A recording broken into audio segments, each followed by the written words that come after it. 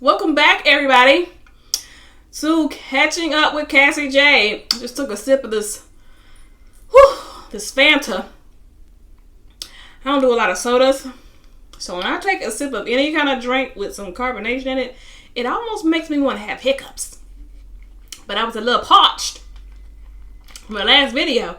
I didn't stop and take not one sip. But we are here to do Teen Mom. And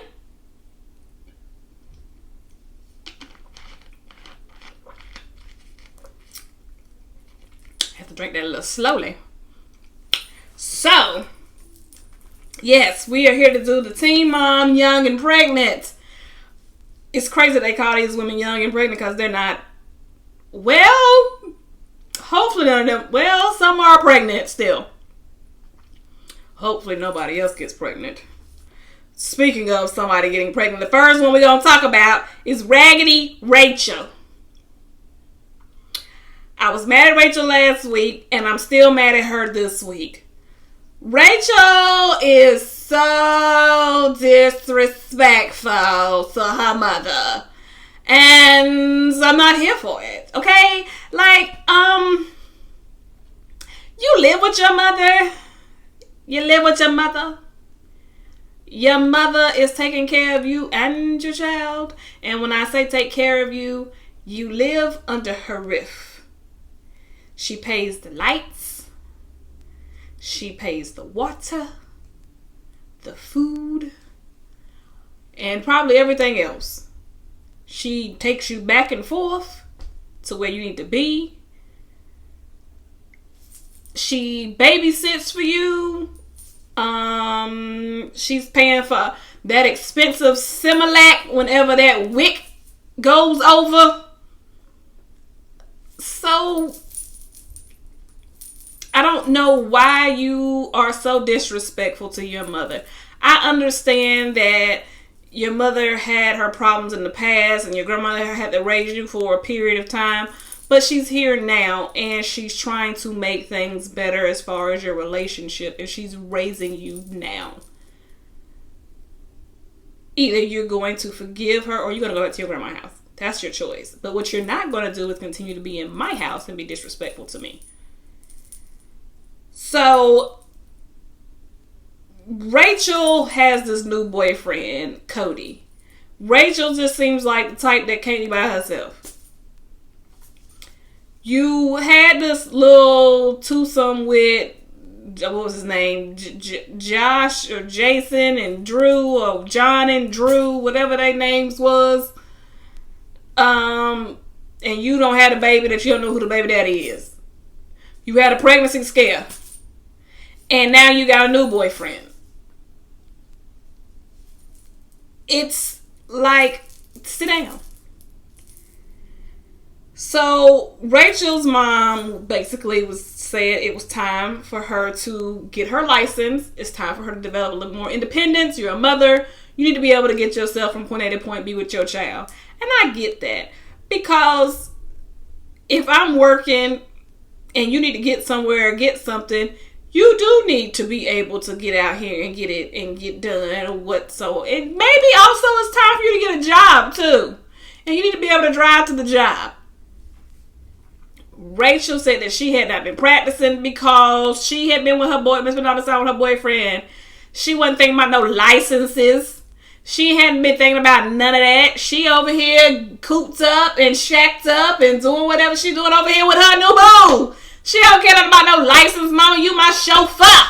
Chauffeur me around. Do this for me. No, girl. I need you to get up and get your own. So on the way to going to get the license, she's in a pissy mood. She's over here mad, aggravated, and just overall bitchy. I just wanted to snatch her soul through the TV. Because she's giving so much attitude for the people that are helping her and doing for her. So her mom was telling her that, like, I do so much for you. And she was like, what do you do for me? I provide you shelter. What do you mean? That's the first thing. I gave you life. That's the first thing. Then I provided you shelter. They argue. She said, I'm not taking no license. I'm going back home. I don't want to do this. I'm not ready. You don't do nothing for me. I don't know what you're talking about. I don't need nothing from you. I can do this all on my own. Baby girl, if you can do it on your own, then get your own place and get out of my house. I'm sick of y'all talking about y'all can do everything on your own, but y'all staying in somebody else's house eating up all that goddamn food. Get out! So they drop her back off at the house. She goes slamming doors and stuff. So Rachel's mama said, that's fine. If she said that she can do this on her own, then I'm not going to watch Hazley no more. I'm not doing nothing for her. Since I don't do nothing, it's not going to be no sweat off my back to continue to not do anything for her so she can see exactly how much I don't do for her. And I'm like, there you go, mama. Show that little girl what you don't do for her. That's how you got to do people sometimes. You got to show them what you mean. Show them your value sometimes by stepping back and letting them see what I really do for you. That little girl gonna learn. She gonna learn. But then next thing you know, she come back. Her mama said, so since I don't do nothing for you, you know, what you gonna do for yourself? How you gonna get out here and take care of yourself? What's going on? What's your plans? And she was like, why you want to know everything? Why you out? Because I'm just saying, because, you know, you do everything for yourself. I'm just wanting to know how you're going to continue to do this for yourself. You know, you're going to get a job. You know, you're going to school. What's your plan? She said, I'm not going to school. You say I'm dumb. She was like, I guess I'll get a job. What you mean you guess? Like it's an option. If I'm not going to take care of you, who going to take care of you?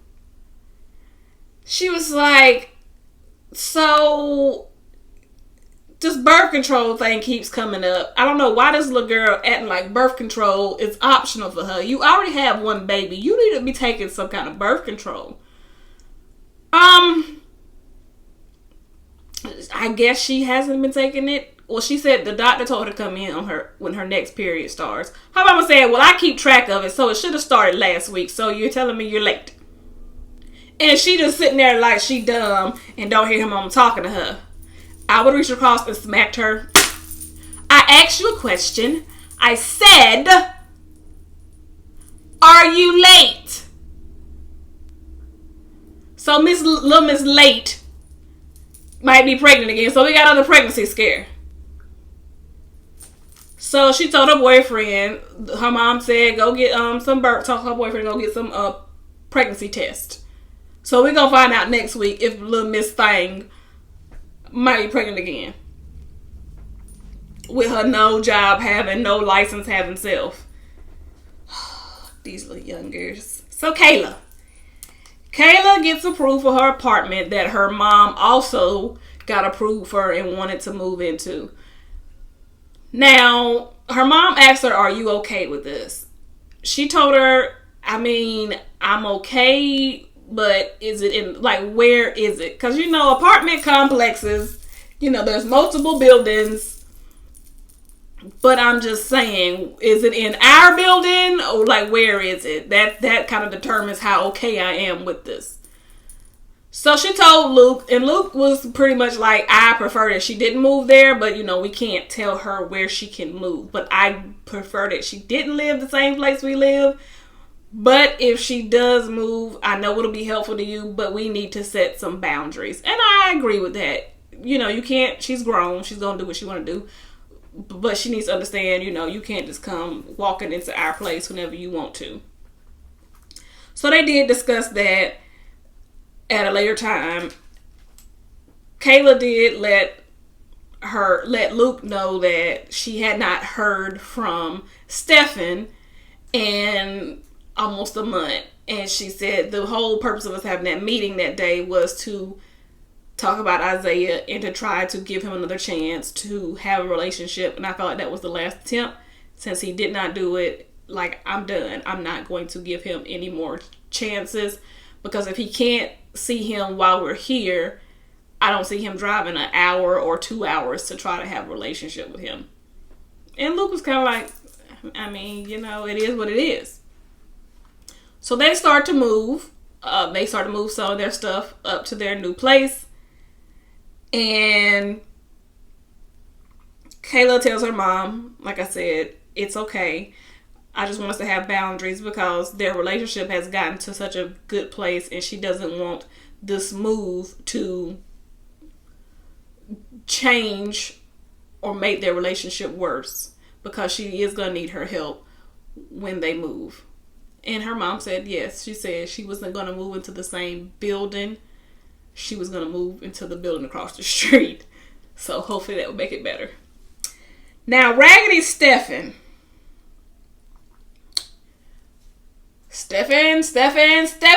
you are also becoming a poor representation of fathers. Stephen calls his mother to tell his mother about what's going on with his visitations with Isaiah. He tells his mom that he has not seen Isaiah in over a month because he's been working so hard. I understand working hard, but you make time for what's important and what you want. When he told Kayla that the reason why he hasn't been around was because he's been working, Kayla's response was, so you've been so busy that you could not even make a phone call, which is a very valid question, which he had no rebuttal for. But his mother had so much negative to say because his mother is going to be on his son's side and thinks that his son does no wrong and thinks that Kayla's just a bitch and everything is Kayla's fault. Nothing is Stefan's fault. It's all Kayla's fault. And he was just like, I just want to relationship with my son, and I know that now she's going to try to keep him from me. And, his mom's just going off saying all kind of negative stuff about Kayla. Told some, his mama's a raggedy this, his mama's a selfish this, and she's the reason why his dad can't be in his life. No, his dad is the reason why he can't be in his life. His dad did not make enough effort to be in his life. And you as a mother should be honest with your son and make him be the man that he was supposed to be. Not even make him, because like I said, you can't make anybody do anything, but help him be the man that he's supposed to be and hold him accountable and stop babying him and stop making excuses for him. He was working too hard and he could not make time to go see his child.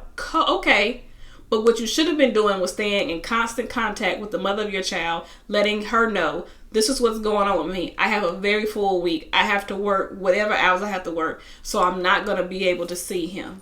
But if I get time, I'm going to try to at least reach out to you before he goes to sleep on my break so I can at least talk to him for 5 minutes. Is that okay with you? Can I call you at this time? My break is at this time. Can I call him at this time so I can at least get 5 minutes in to see him? Well, as far as a video conference or something like that.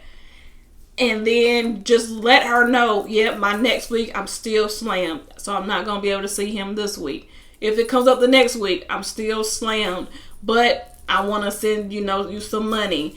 Can you buy him a gift or something for me? I'm still slammed the next week. That's how you're supposed to do that. If you stay in contact with people, then they are aware and they know what to expect. But when I don't hear from you at all, I don't know what to expect. And so as far as I'm concerned, I'm going off of your past history and it makes me seem like you just fell off and fell out like you've always done. So I don't feel no sympathy for you. Ashley and Bar, they decided that they were going to... First, Ashley wanted Bar to plan the party. But Bar decided that he wanted to do 2 separate parties because their family don't get along. They have a history. But Bar hasn't done his part to plan his party. So then he came back and said, never mind, let's try to do the party together again. Ashley said, fine. But before they do that, his mother and Ashley's mother need to have a conversation because if they're both going to be at this party together, they need to be able to be civil toward each other. Bar agreed. So he had his mother call, and Ashley's mother, Miss T, recorded the conversation. And Bar's mother was not very forthcoming.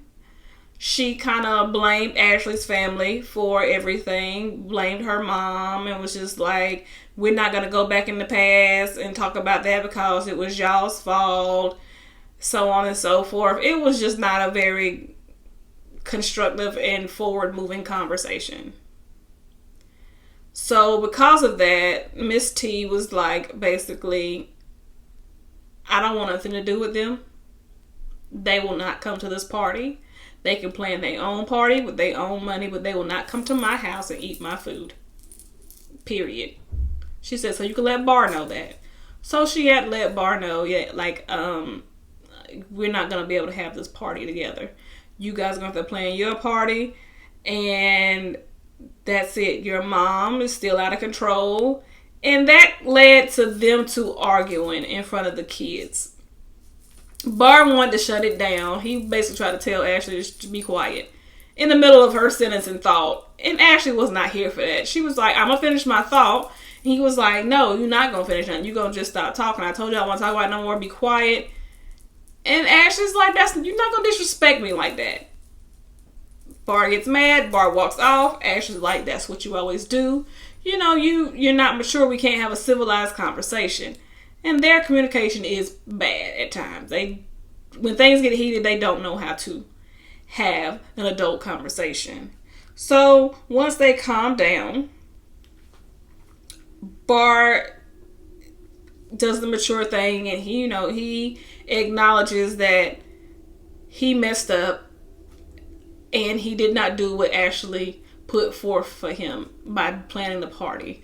He was like, it's my fault that the family's relationship is where it is as far as with him. They're upset with him and he hasn't done what he needed to do to fix it. Which he hasn't. He did not plan the party the way he needed to, which he didn't. He didn't put the money in the time like he needed to do. He said so because he hasn't done that. He would like to work with Ashley to help make Holly's party what it needs to be. So whatever money she needs or whatever she needs from him, he'll do that so that Holly can have a good party.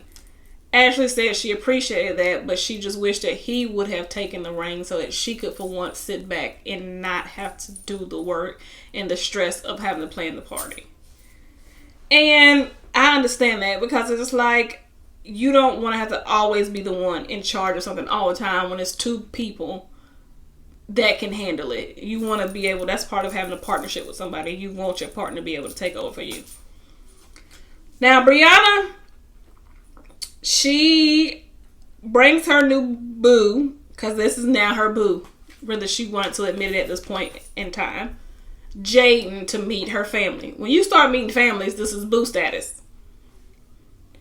Brings the new boo to meet the family. Mom wasn't too happy about that because she felt like she was moving too fast. And I understood that because it was like he just got here and now you're making him come over to the house and meet the family. And she's trying to convince everybody in the family, no, we're not moving too fast. No, we're just dating. I'm not in a relationship. I'm not his girlfriend yet. Because he hasn't officially asked me and I'm not ready for the relationship yet. He has to date me, take me on an official date. So, Brianna's already told him what he has to do to get a yes. And if you tell a guy what they have to do, they're going to do just that. And that's what he did. He took her on a date, got her some flowers, and asked, would you be my girlfriend? And she said yes. So now they're dating. So we're going to see how this relationship is going to progress.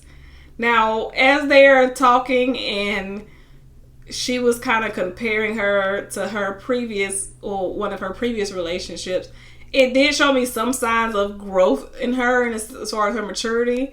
She notices some signs. She was like, I know when I dated someone previously, they did this, and this, but I'm not seeing that in this relationship. So it's important to pay attention. If you start to see similar patterns, you might want to be mindful of it, but you do want to judge people on their own character too. But don't ignore signs and patterns. Kaya Kaya and Tiaja, they did go to prom. They put their differences aside to go to prom. And they went to lunch, and Kaya's mom asked them how they were doing. She said because she was concerned about all the fighting. And she said that Kaya has a very bad habit of when they get into arguments, that when she gets upset, everything is like the end of the world for her. She gets so emotionally attached to everything. And Kaya kind of has a breakdown at the table, and I don't know if she's having like postpartum depression since she's had the baby and it's just now coming up. But her mom said that they might need to go to counseling because it's something going on in their relationship. And she said, and y'all are both now parents, and it's time for y'all to grow up and be mature for the baby. So they go to a counseling session, and in the session, Kaya basically comes to the conclusion after they conversate that Tiaja is not ready for the relationship that they are now in. The relationship has gotten to a point where she feels that Tiaja is not ready. And I think that's because, as Kaya said, I had to mature because I've become a parent, and Tiaja is not there yet. And that's completely understandable.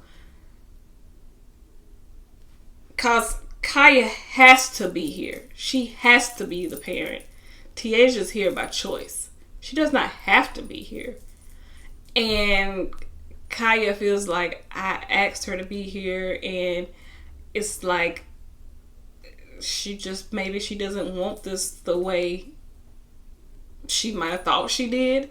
Maybe this is just too much for her to handle, and she just can't give me the relationship that I need.